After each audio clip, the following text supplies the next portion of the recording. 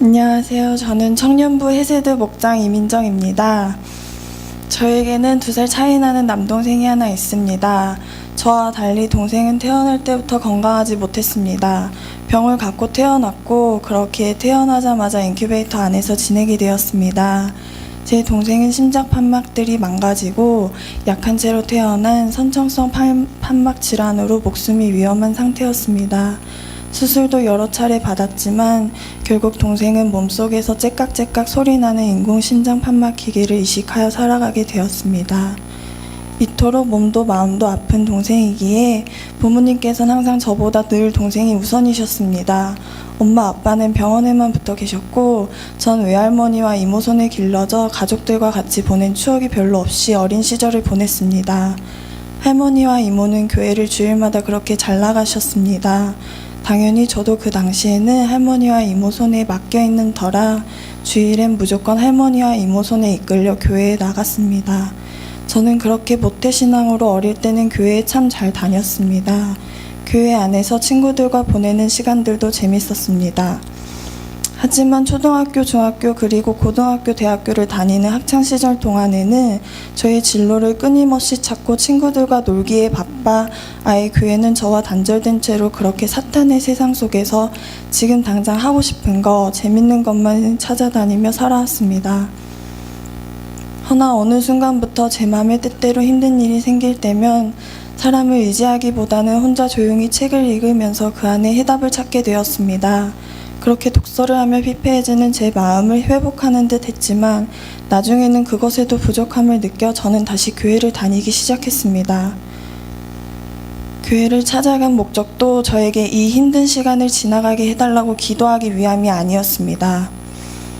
가서 하나님께 저 좀 살려주세요 라고 기도하지 않고 반대로 저 좀 죽여달라 기도하였습니다. 하나님, 저 너무 힘들어요. 저 더 이상 상처받으며 살고 싶지 않아요. 아무도 절 필요로 하지 않아요. 전 죽어도 되는 존재예요. 아예 태어나지 말 걸 그랬나 봐요. 저 정말 죽고 싶어요. 근데 주님, 저 엄살 심한 거 아시죠? 제가 아파 죽는 건 싫으니 제발 아프지 않게 절 좀 죽여주세요.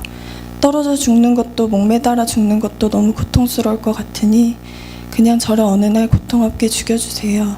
그냥 잠에서 깨지 않게 해주세요. 그렇게 말도 안 되는 기도를 혼자 교회에 나가드리고 성당에 가서 빌어보기도 하고 심지어 산에 올라가 절에 드리고 빌고 내려왔습니다. 그렇게 저는 죽기만을 소망하며 지내던 때가 있었습니다. 하지만 저는 죽지 않았습니다. 이러한 기도도 통하지 않자 그 대신 제가 찾은 회복의 다른 방법은 남자였습니다. 저를 진정 필요로 하고 사랑하고 저 없이는 못 사는 남자를 만나 어둡고 공허했던 제 마음이 비로소 채워져 가는 듯 했습니다. 그 사람은 정말 저를 미친 듯이 아껴주고 사랑한다고 계속 표현해 주었습니다. 너무나도 행복했기에 전 그 사람과 결혼까지 생각하였습니다. 하지만 제게 시련은 또 찾아왔습니다. 나중에 그 친구의 집에 인사하러 가보니 저한테 기독교를 믿는다 했던 남자친구의 거짓말이 탄로나게 된 것입니다. 그의 가정은 신천지를 믿는 가정이었고 절 보시고 나서 마음에 드셨는지 틈만 나면 그의 가족들은 저를 신천지로 이끌려고 하였습니다. 하지만 저는 그 당시는 교회를 다니고 있진 않았지만 어릴 때 교회를 다녀보았기에 주님이 아닌 다른 것을 우상숭배하는 것은 있을 수 없는 일이라며 거부하였습니다. 허나 남자친구와 그의 가정은 저에게 한 번만 가보자고 끝없이 강요하였고 그래서 결국 갔다 와보니 신천지를 믿는 사람들이 이상해 보였고 남자친구마저 무섭게 느껴져 저는 이별을 고하게 되었습니다. 당연히 남자친구는 이별을 순순히 받아들이지 못하였습니다. 고작 종교적인 문제에 우리가 헤어지냐며 남자친구는 저를 다그쳤지만 그의 가정에 그들만의 신을 믿는다지만 서로 사랑으로 사는 삶이 아닌 항상 싸우고 폭력적이고 늘 돈을 갈급하며 불행히 사는 삶을 보고 더 이상 남자친구와 함께 할 수 없다고 말했습니다. 그러자 사랑이 가득했던 남자친구는 무섭게 달라졌습니다. 난 너 없이 못 산다며 제 앞에서 칼을 들어 본인의 손목도 마구 긋고 제가 만나주지 않자 지금 떨어져 죽을 준비가 다 되었다며 옥상에 발만 간신히 걸쳐있는 사진도 보냈습니다. 한 번은 진짜로 죽을 결심이라도 하였는지 지금 안 오면 남자친구분이 위험하다는 구급대원의 전화에 가보니 소방차와 경찰차까지 달 출동해 틈에 있는 한강 다리의 난간에 걸쳐 술에 잔뜩 친한 남자친구를 보며 저는 주저앉아 울었습니다. 그래, 나는 저 애를 벗어날 수 없겠구나. 사람은 살리고 보자. 나 때문에 죽으면 어차피 나도 죄책감에 눌려 살지 못할 거야. 그땐 그 심정으로 그 친구가 하자는 거는 뭐든 다 해주며 그 사람에게 묶인 채 지냈습니다. 그렇게 남자친구의 부모님이 원하시던 남자친구와의 신천지를 입교하기 위해 몇 개월의 수강도 시작하게 되었습니다. 막상 신천지 공부를 해보니 아주 이상한 사람들만 있는 것도 아니고 스펙도 더 좋고 멀쩡한 사람들이 하나하나 아무 해독하듯이 풀어주니 그 공부가 왠지 남들은 성경을 봐도 모르는 거, 나만 아는 진짜 주님의 말씀을 알게 된 것 같아 재미있게까지 느껴져 더욱이 열심히 다니게 되었습니다. 허나 저에겐 한하경이라는 아주 소중한 고등학교 때부터 서울메이트라고 서로 칭하는 친구가 있었습니다.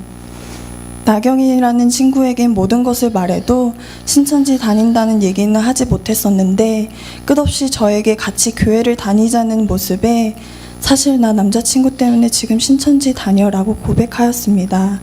친구는 순간 너무 놀랬지만 저를 꾸짖고 책망하기보단 저를 위해 맛없이 기도하기 시작하였고 제 남자친구도 같이 만나주어 신천지 교리에 대해 얘기도 해주고 그렇게 갖은 노력을 하며 저를 신천지에서 빼내주기까지 하였습니다. 제가 신천지 공부를 중도 포기하여 입교하지 못하자 남자친구의 부모님께서도 크게 실망하여 저를 포기하시고 신천지 사람이 아닌 여자와의 만남을 반대하는 것에 지친 남자친구도 저를 놓아주게 되어 비로소 저는 그 친구와 헤어질 수 있게 되었습니다. 하지만 신천지가 잘못된 것임을 알고 나왔어도 신천지의 성경 공부 내용은 너무나도 강렬하였고 겨우 2달 공부했지만 성경을 보고 나면 혼자 이건 무슨 뜻이 숨어 있을까라고 생각하기 이르기까지 신천지는 제 내리에 깊게 박혀있는 상태에 이르렀습니다. 이런 와중 어느 날 나경이가 저에게 자기가 다니고 있는 교회를 가보자고도 하고 저에게 교제도 같이 시작해보자고 했습니다.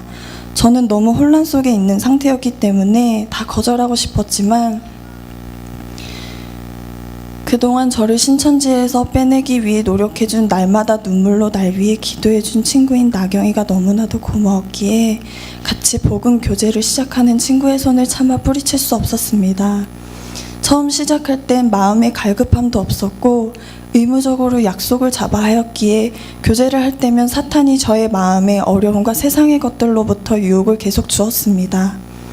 우린 분명 조용하다는 카페를 찾아갔지만 시끄러운 음악이 나와 집중하지 못한 채 일찍 교제를 마무리하기도 했었고 이상하게 저의 전화는 빨리 오라는 엄마의 전화, 술을 먹자는 친구 또는 직장 상사 등으로 계속 울려댔습니다. 이렇게 복음을 듣지 못하게끔 사탄의 방해가 계속 있어 마음이 어려웠습니다.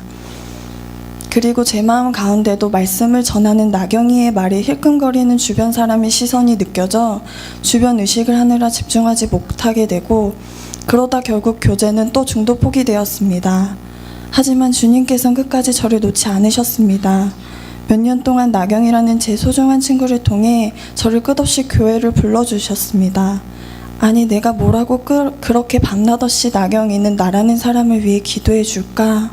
보지도 못했는데 나경이가 목자로 속한 청년부 해세대 목장 아이들은 왜 나를 기다린다고 하는 걸까?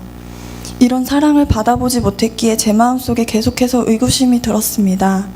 하지만 그게 단 한 번에 그치지 않고 계속해서 저를 다들 기다리고 있다고 하니 저는 이내 결단하게 되었습니다.